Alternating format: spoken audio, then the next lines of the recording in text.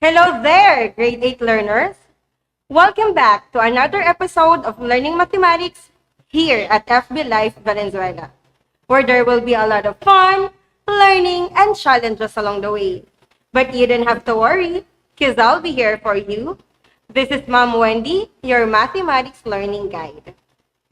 I am glad that you are tuning in as we unravel and explore the mathematical world together. So come on, get your pen, paper, and your self-learning module, and let's have a wonderful day as we learn and love mathematics right at the comfort of your home. But before going any further, I would like to share with you some reminders that will help you throughout the discussion. First, listen attentively from the start until the end of the discussion. Second, jot down all the important details.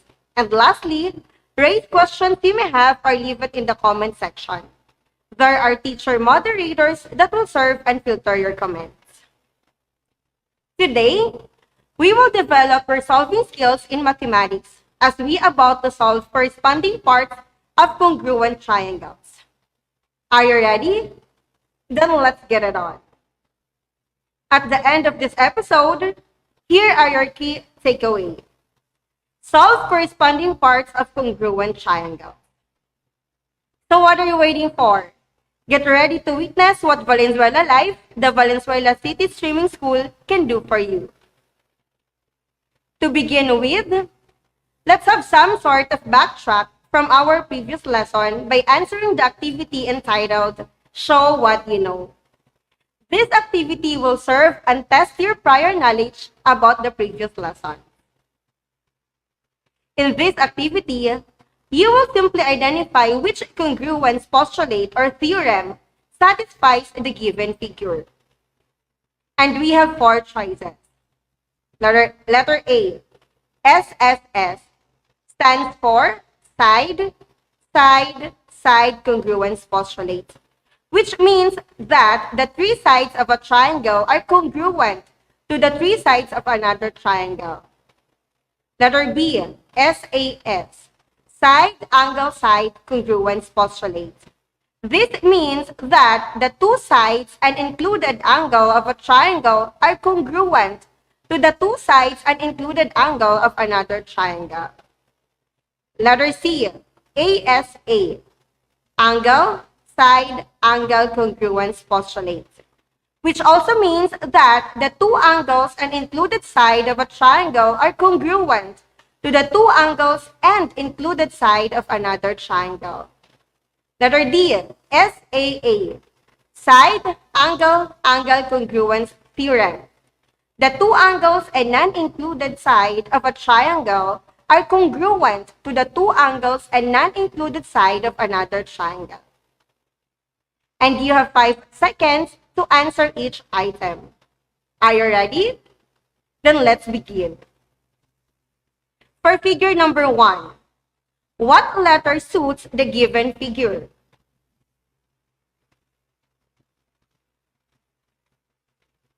Time's up. The correct answer is letter A. Awesome! You got it right. Number 2. What do you think is the correct answer?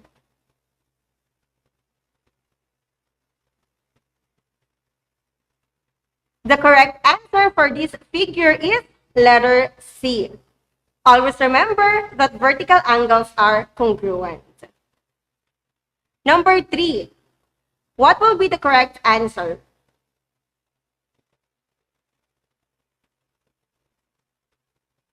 You are absolutely correct if your answer is a letter A. Number 4. What is your pick? Is it letter A, B, C, or D?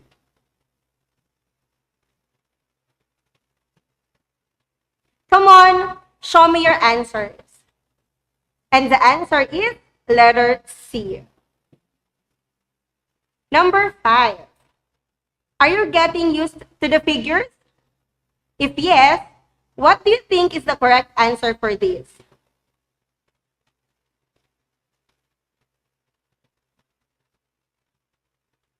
The correct answer answer is letter B. What will be your bias for number 6?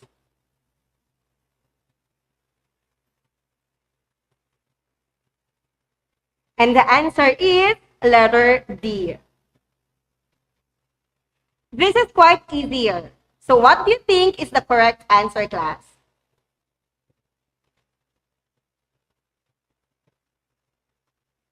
Okay, letter A is the correct answer for this figure.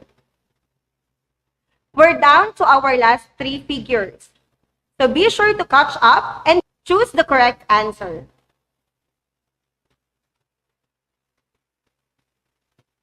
And the answer is correct, letter A.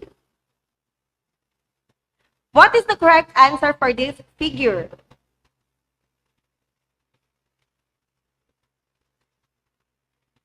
The correct answer is letter C. And now, for the last figure, what do you think would be the correct answer?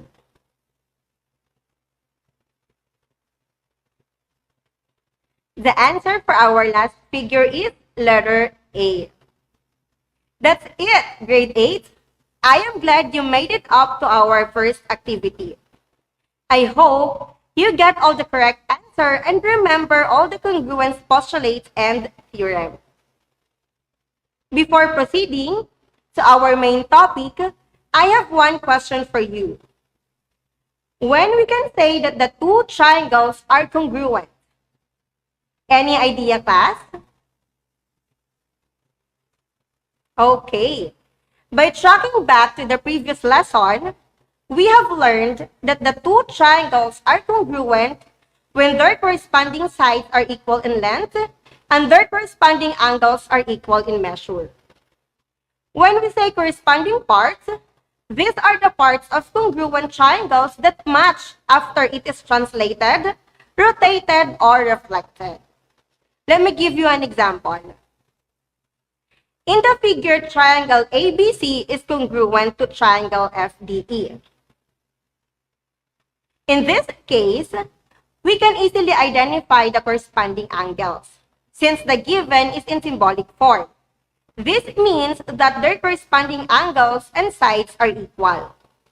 But when the given is in word congruent or in verbal form, for example, triangle ABC is congruent to triangle FDE. This means that the 2 triangles are not necessarily congruent. Therefore, the corresponding angles are angle A is congruent to angle F. Angle B is congruent to angle D. And angle C is congruent to angle E. Since angle A is congruent to angle F, we can conclude that the measure of angle A is equal to the measure of angle F. Same with the respective corresponding angles. Measure of angle B is equal to the measure of angle D, and measure of angle C is equal to the measure of angle E.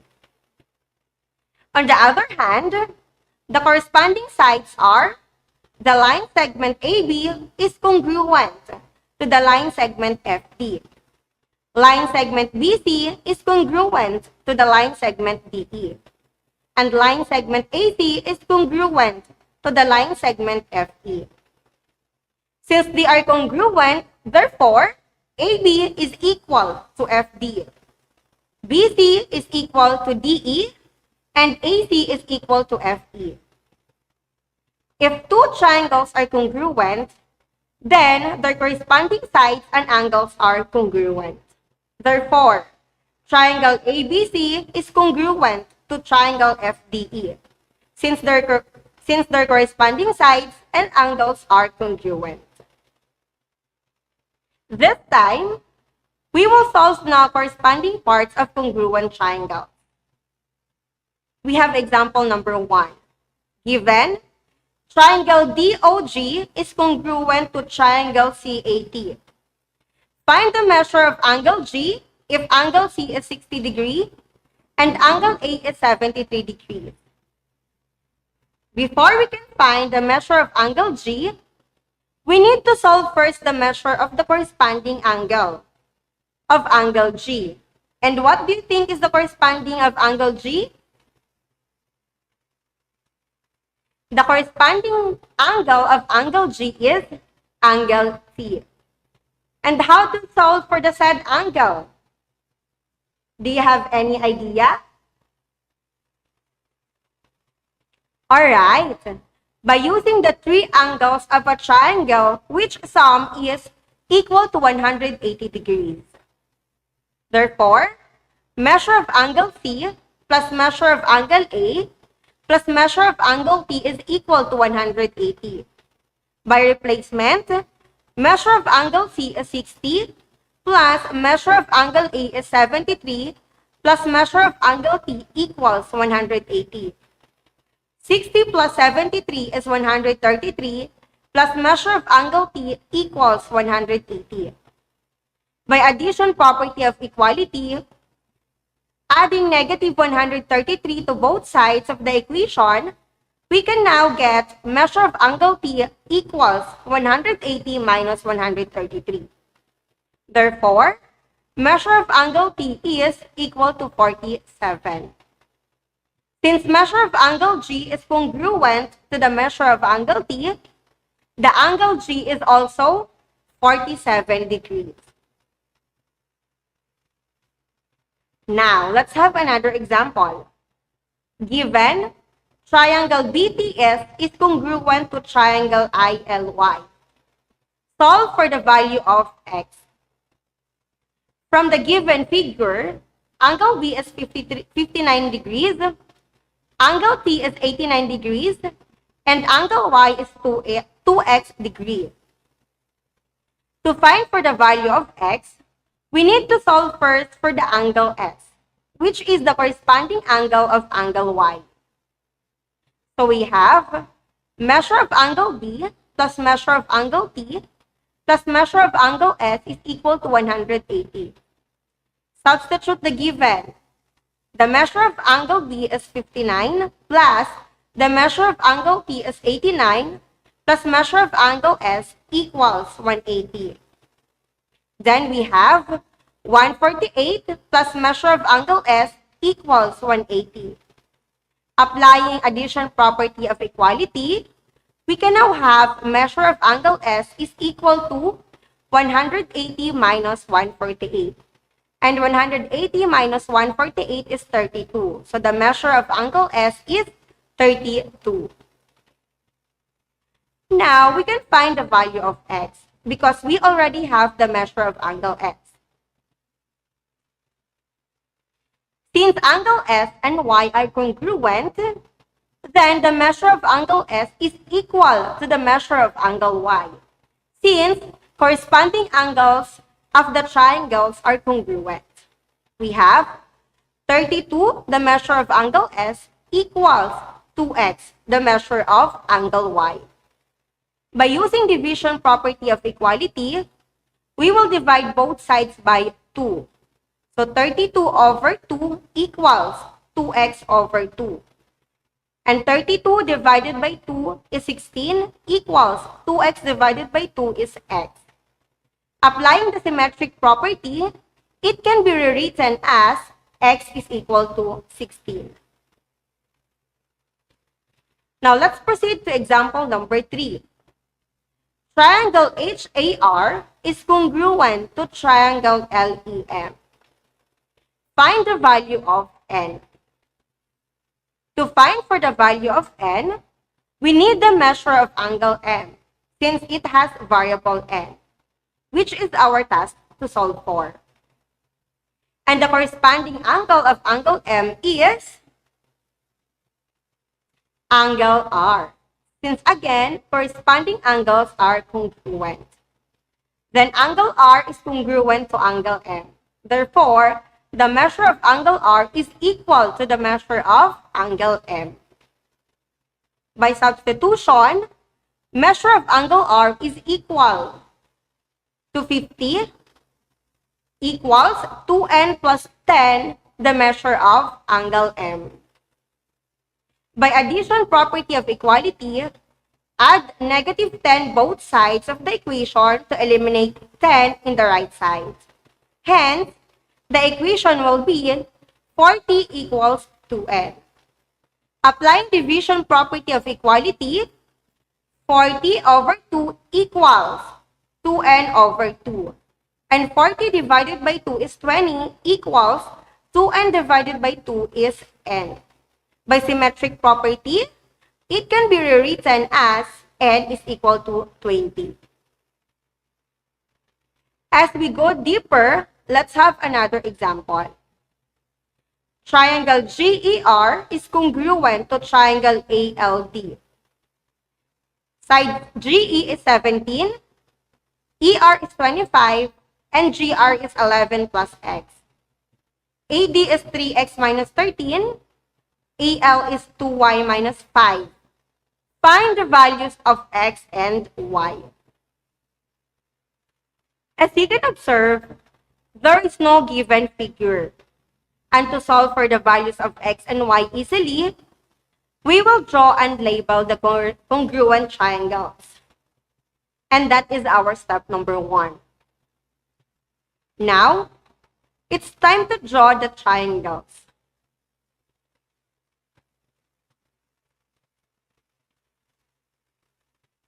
Since we already have a triangle, then let's make another one by copying or imitating the first triangle.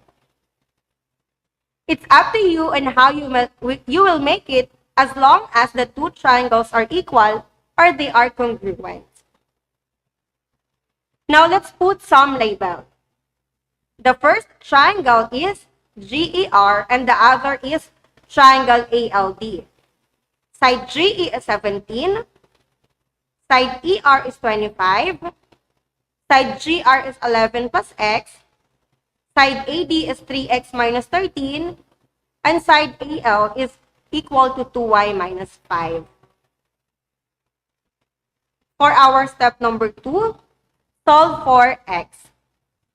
We will use the sides that has a variable x since we need to find the value of x, and that sides are the sides GR and AD. And the set sides are corresponding. Since corresponding sides are congruent, then side GR is congruent to side AD.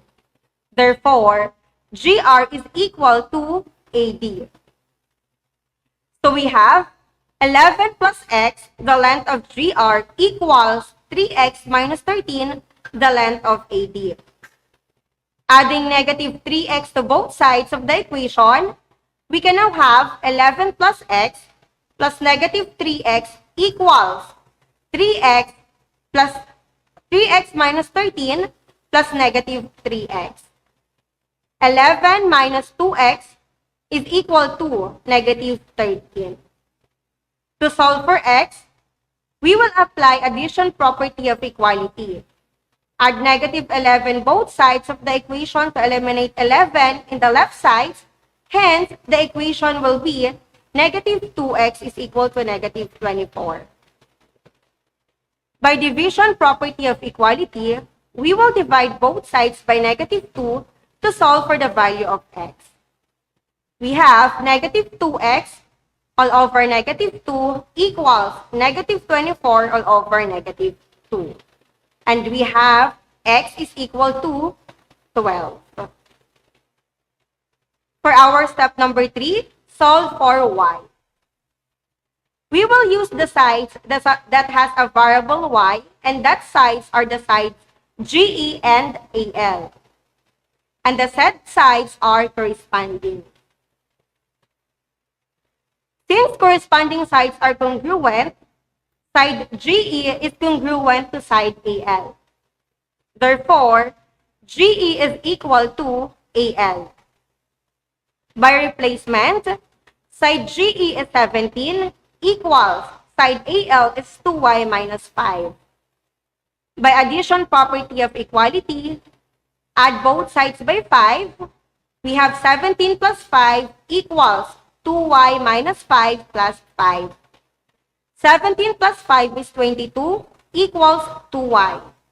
By division property of equality, both sides divide both sides by 2. So we can have 22 divided by 2 is 11 equals 2y divided by 2 is y. Applying the symmetric property, it can be rewritten as y is equal to 11. And now, we are down to our last example. Triangle JKL is congruent to triangle MNP. LJ is equal to 5, JK is equal to 12, PM is equal to 2x minus 3, angle L is 67 degrees, angle K is y plus 4 degrees, and angle N is equal to 2y minus 15 degrees. Solve for the values of x, y, and the measure of side PM, angle K, and angle N. For our step number 1, draw and label the congruent triangles.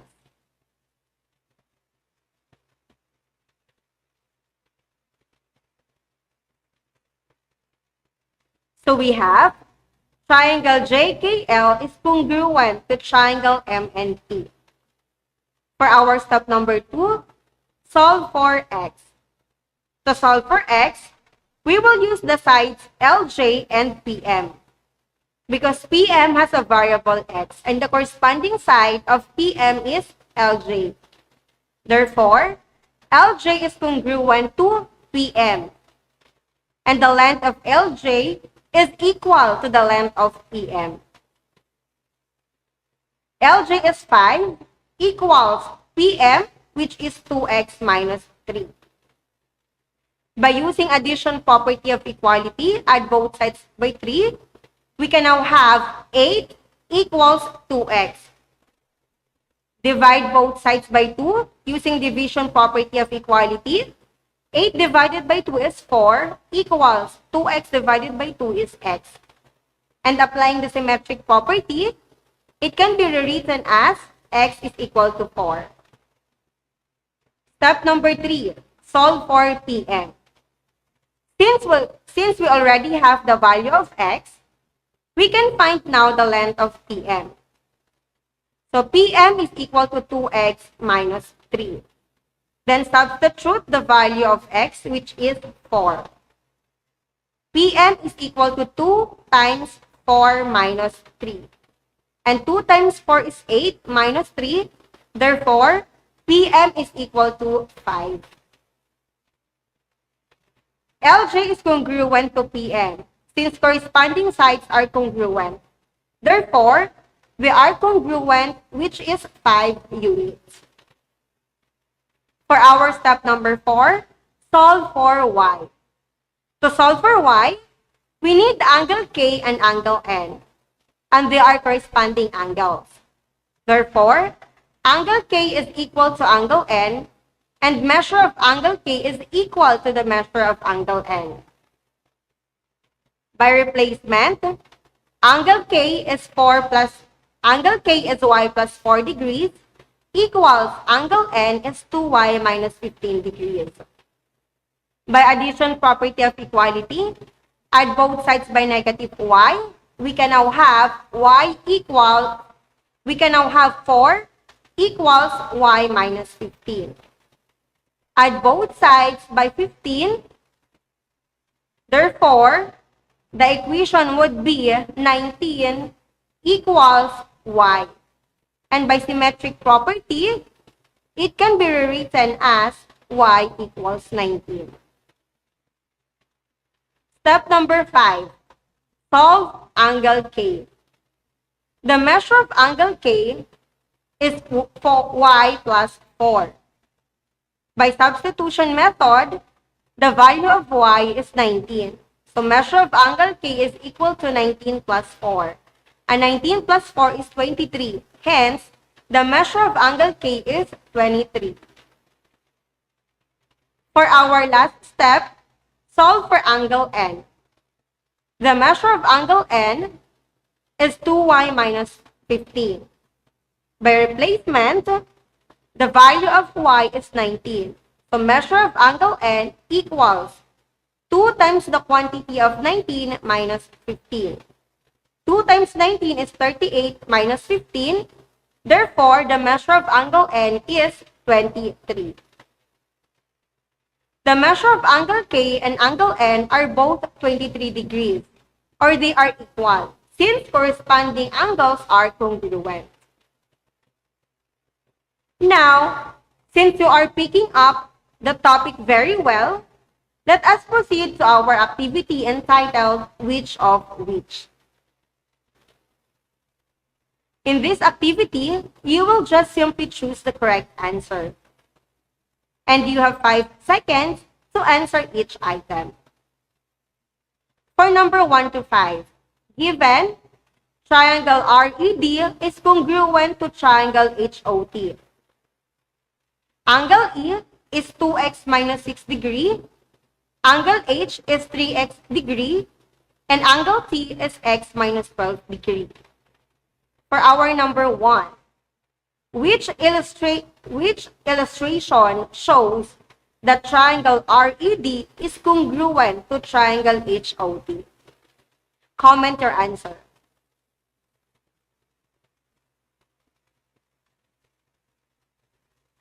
And the correct answer is letter A.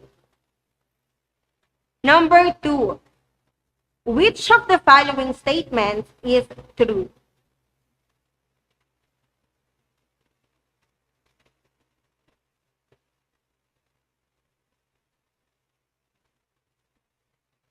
The answer is letter B. Angle E is congruent to angle O. Number 3.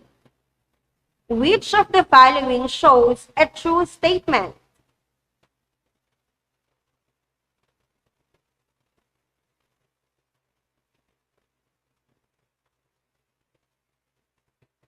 The answer is letter C. Number 4. Which of the following equations can be used to solve for x?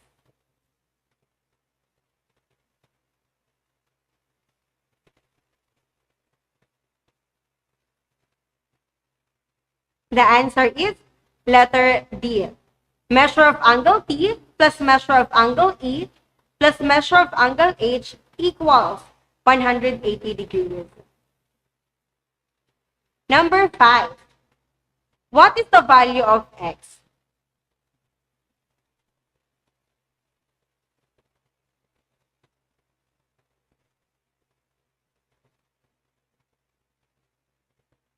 The value of x is 33.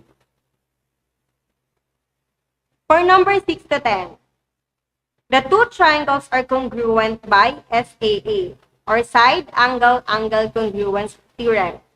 The question is, which of the following statement is true?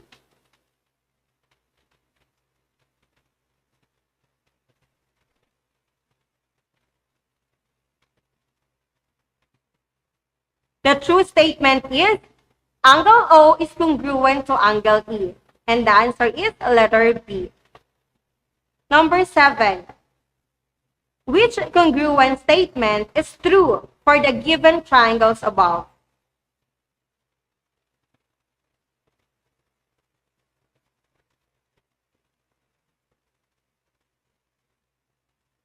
The answer is triangle ROW is congruent to triangle NAT, and the answer is the letter C.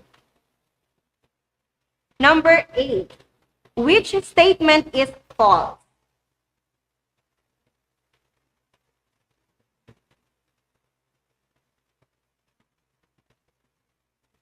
The false statement is letter D. Angle W is congruent to angle N. Number 9. What is the value of angle R?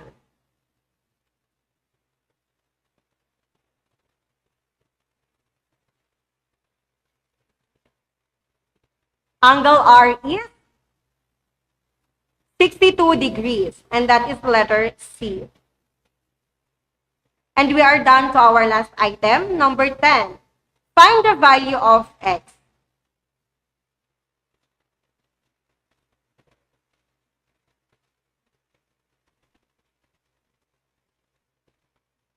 The value of x is 31, and that is letter C. That's it, grade 8. I hope today's lesson has been very helpful. And if you have some queries, kindly raise it to your subject teacher. I am sure they are more than happy to address this. And for your assignment, please answer the following.